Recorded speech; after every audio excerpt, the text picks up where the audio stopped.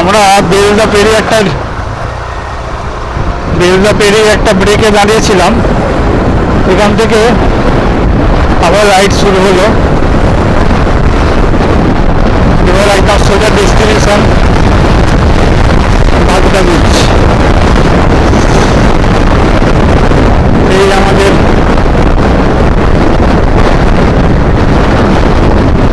Balasore 76 kilometre, Bhubaneswar 275। এই আমাদের সকলে একজন একজন করে যাচ্ছে। এই বিখ্যাত শঙ্করদা।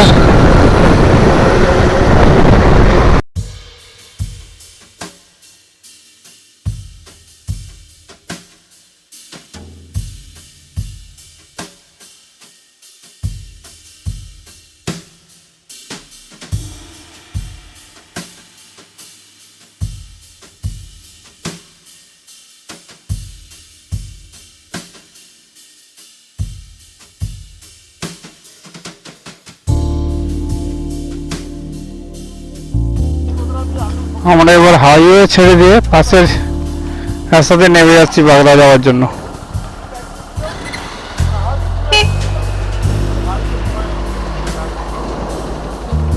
এখানে সবাই দাঁড়িয়েছি।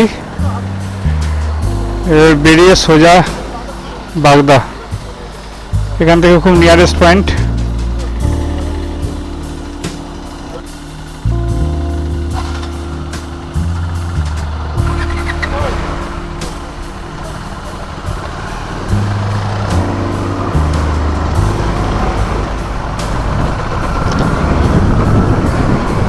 শুরু হলো এবার ভিতরের রাস্তা।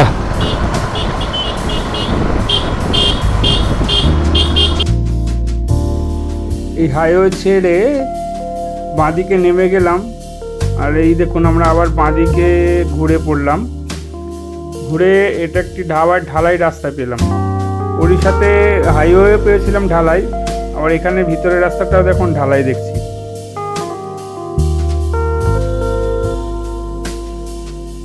বা এই রাস্তাটা খুব সুন্দর লাগছে দেখতে। দুটো সাইডে পুরো গ্রিনারি। এ তো হ্যাঁ, সামনে বড় বড় গাছ আছে এই রাস্তার দুধারে। ওয়াও, এ তো পুরো একদম গ্রিন ট্যানেল লাগছে, মানে গ্রিন কালারের ট্যানেলের ভিতর দিয়ে আমরা যেন যাচ্ছি। একটা দারুণ অনুভূতি।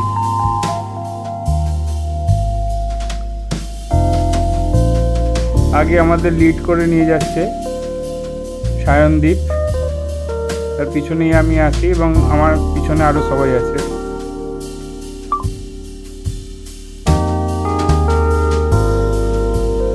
রাস্তাটা মোটামুটি ভালোই, রাস্তাটা খুব খারাপ না, ভিড়ও নেই অতটা রাস্তাটাতে। যদিও হাইওয়ে কানেক্ট করেছে তবুও রাস্তাটা অত ভিড় নেই। দুটো সাইডে গ্রিনারি দারুণ লাগছে, মানে ধান চাষ হয়েছে তো পুরো সবুজ কার্পেট, গ্রিন কার্পেট লাগছে পুরো, যেন দুটো সাইডে মাঝখানে রাস্তা দিয়েছে, দু সাইডে গ্রিন কার্পেট ফেলে রেখেছে। মানে আমাদের বাগদা যাওয়ার জন্য অভ্যর্থনা করছে গ্রিন কার্পেট দিয়ে। সবাই রেড কার্পেট থাকে, আমাদের গ্রিন কার্পেট।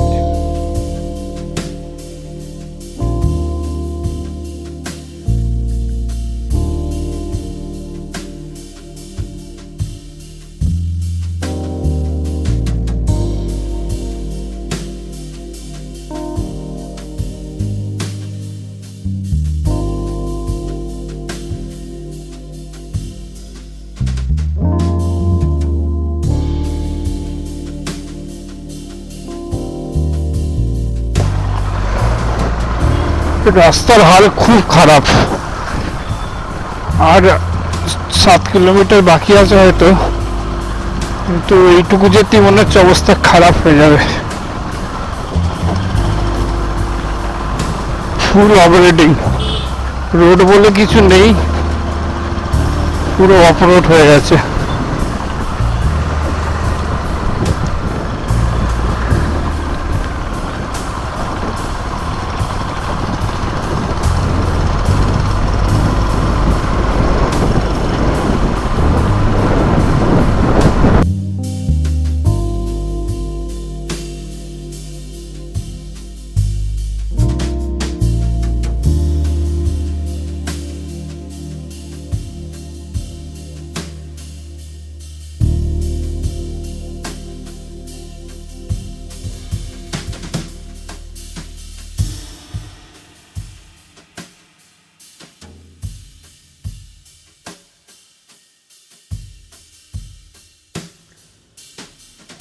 অবশেষে আমরা ওই যে খারাপ রাস্তাটা পুরো অফ রোড লাগছিল সেটা পেরিয়ে এবার মোটামুটি একটু রাস্তাটা যেটা এখন পাচ্ছি এটা মোটামুটি ভালো, মানে ওর থেকে তো অনেক ভালো। মাঝখানের রাস্তাটা খুব খারাপ ছিল, আমরা ভাবলাম যদি পুরো রাস্তাটা এইটা হয় তাহলে অবস্থা খারাপ হয়ে যেত আমাদের। তো যাই হোক, এখন তো রাস্তাটা মোটামুটি ভালোই দেখতে পাচ্ছি, ঢালাই রাস্তা কিন্তু রাস্তাটা অনেকটাই ভালো।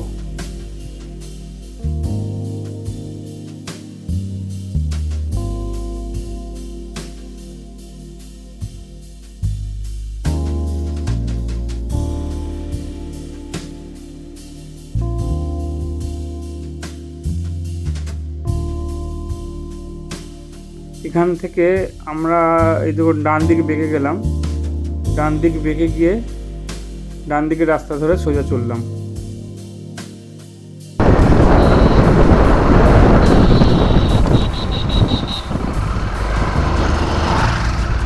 এখান থেকে সরু রাস্তা, বাহ, আমরা রিসর্টে পৌঁছে গেলাম।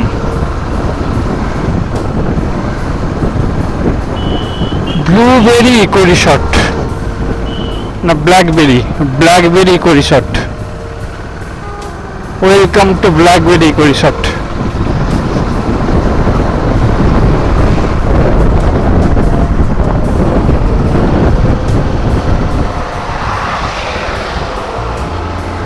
রীতিমতো চ্যালেঞ্জিং জায়গা। ওহো, অফরোড।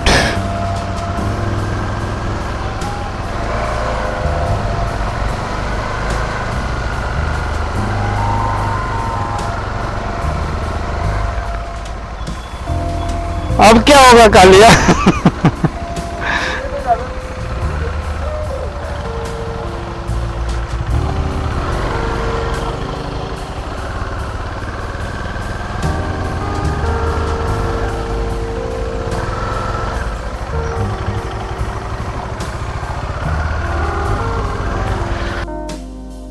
অত্যাধিক বৃষ্টি হওয়ার জন্য এই জায়গাটা একটু জল জমে গেছিল। ওরা বলেছিল যে অন্য সময় এরকম থাকে না, অত্যাধিক বৃষ্টি হওয়ার জন্য এই জায়গাটা জল জমে গেছিল।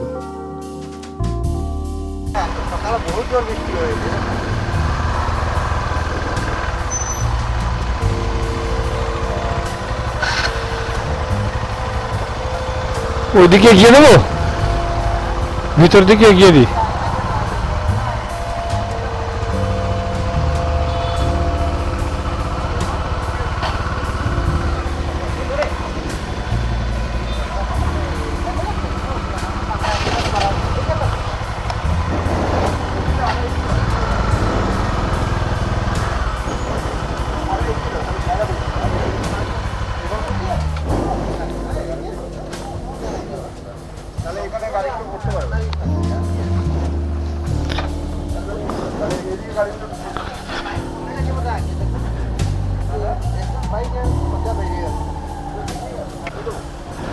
চলে এসছি ওভারহেড, এসব এন্ট্রি নিচ্ছে।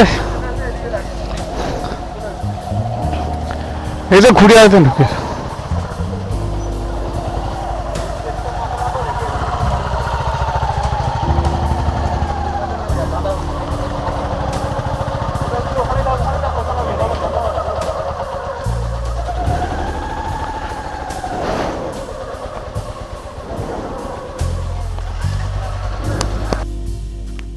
আজ আমরা বাগদায় এসেছি, বাগদা বিচের কাছে ব্ল্যাকবেরি ইকো রিসর্ট। তো চলুন আমি আপনাদের ইকো রিসর্টটা একটু এক্সপ্লোর করে দিই। একটা এন্ট্রি, এখানে বৃষ্টি হয়েছে আর সকালে জল জমেছে কিছু কিছু। এন্ট্রি মুখেই আছে গণেশজির মূর্তি।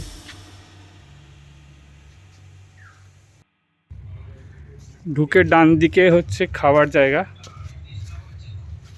খাবার জায়গা।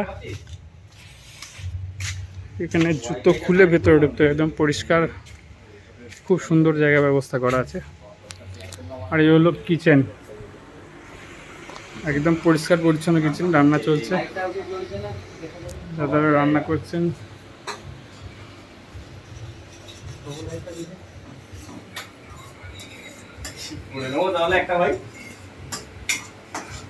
খুব সুন্দর কিচেন, কিচেন থেকে বেরিয়ে খাবার জায়গা। এরপরে আছে এটা হলো পুরো রিসর্ট, অনেকগুলো রুম আছে, 3টে টেন্ট আছে। চলুন রুমের ভিতরগুলো দেখায়। সব কটা মোটামুটি একই রকম, ডবল বেডের রুম আছে। এই দেখুন রুম আছে। চলুন আমি যে রুমটায় আছি সেই রুমটার ভিতরটা দেখিয়ে দিই। এখানে বসার জায়গা করা আছে, যেখানে 3টে টেন্ট আছে, এটা এমনি বসে আড্ডা দেওয়ার জায়গা। এখান থেকে আমি রুমের ভিতরটা একবার একটু দেখাচ্ছি। রুমের ভিতরে এখানে বসার যে বিছনা আছে, এটা একটা, 2টো এসি লাগানো আছে।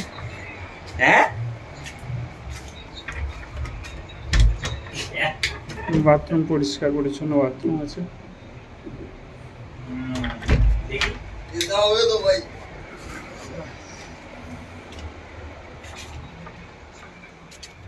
রুম থেকে বেরিয়ে খুব সুন্দর ইয়ে, এখান থেকে সামনেই ওই যে বিচ আগে দেখা যাচ্ছে। আমরা যাবো বিচে, তখন আপনাদের বিচটা দেখাবো। এখন লাঞ্চ টাইম শুরু হয়েছে। আমি যেহেতু ভেজিটেরিয়ান সেজন্য আমার পনির আছে, আর কি আছে, পটলের তরকারি, স্যালাড, ডাল আর আলু ভাজা। আর বাকি সবাই একই আছে, শুধুমাত্র পনিরের জায়গায় মাছ আসবে। মাছ আসবে, যতদূর খবর আছে মাছ আসবে। আমি ভেজিটেরিয়ান বলে আমার পনির ছিল, বাকি সবাই ছিল চিংড়ির মালাইকারি আর রুই মাছের একটা পদ ছিল, কিন্তু সবাই বললো খুব টেস্টি ছিল।